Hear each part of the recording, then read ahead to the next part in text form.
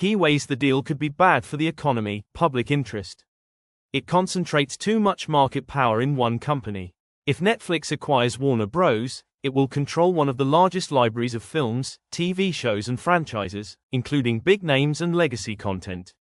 That consolidation drastically reduces competition. Smaller studios and streaming services may struggle to compete, limiting diversity of offerings. As one analyst put it, there's now a lack of scale M&A options to challenge Netflix's leadership position.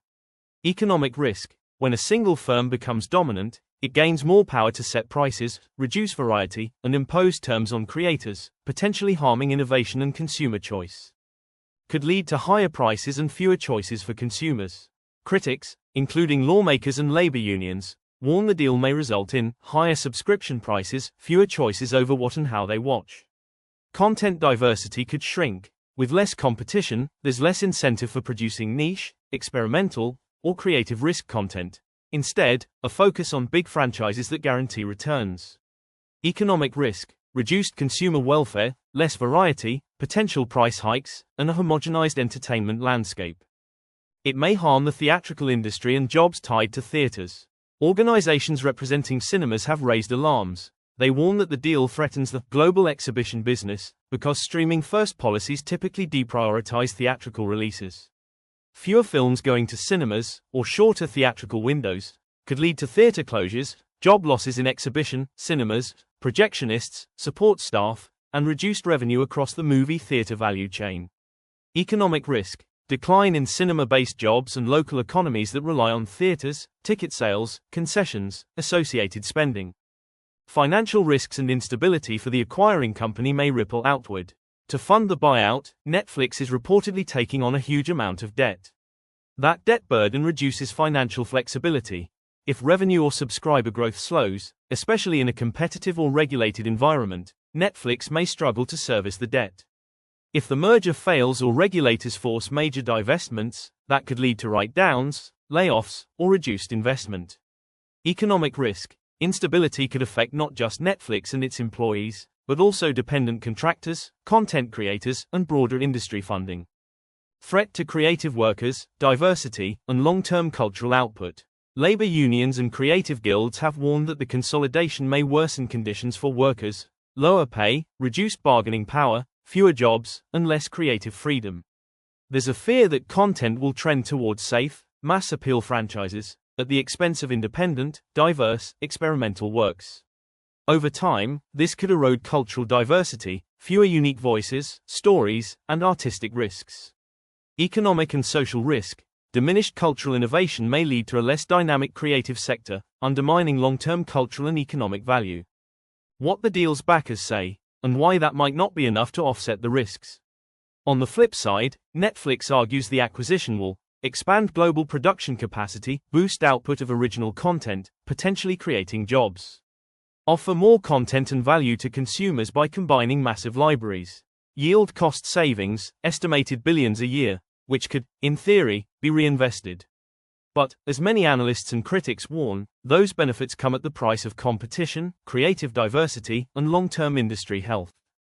Potential macroeconomic consequences. Reduced competition, monopolistic pricing, and consumer harm, less choice, higher costs. Consolidation of creative power, fewer independent studios, less cultural diversity and fewer creative jobs. Debt-driven instability, financial risk for large companies, possible layoffs, reduced investment, negative ripple effects across supply chains, production crews, marketing, distribution, and cinemas. Decline of theaters and local exhibition economies, which could reduce support industries, food, retail, and local employment. The concentration of media influence has broader social and economic implications beyond just entertainment, control over what stories are told globally. Potential macroeconomic consequences. Reduced competition, monopolistic pricing, and consumer harm, less choice, higher costs. Consolidation of creative power, fewer independent studios, less cultural diversity and fewer creative jobs. Debt-driven instability, financial risk for large companies, possible layoffs, reduced investment, negative ripple effects across supply chains, production crews, marketing, distribution, and cinemas. Decline of theaters and local exhibition economies, which could reduce support industries, food, retail, and local employment. Massive monopoly power, layoffs, price hikes, and cultural decline. Netflix becomes too dominant. With Warner Bros. And HBO under one roof, Netflix controls too much content. Competitors collapse or are forced into buyouts. Higher subscription prices. With little competition left, Netflix raises prices aggressively. Consumers pay more for less variety. Theaters crash. Netflix removes most theatrical windows. Cinemas, already struggling, close in large numbers, harming local economies, jobs, and small towns. Mass layoffs. To service its massive debt, Netflix cuts costs. Thousands of jobs at Warner Bros. Cuts to content budgets.